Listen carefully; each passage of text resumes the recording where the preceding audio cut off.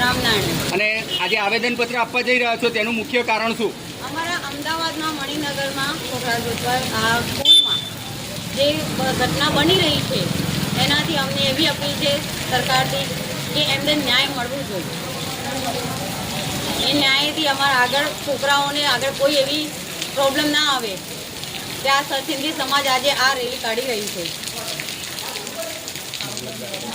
મામલતદારમાં અમારી રામનારાયણ અને આજે આવેદનપત્ર આપવા જઈ રહ્યા છો તેનું મુખ્ય કારણ શું?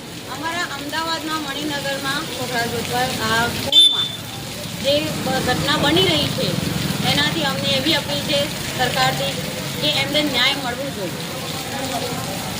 એ ન્યાયથી અમારા આગળ છોકરાઓને આગળ કોઈ એવી પ્રોબ્લેમ ના આવે કે આ સિંધી સમાજ આજે આ રેલી કાઢી રહી છે. મામલતદારમાં અમારી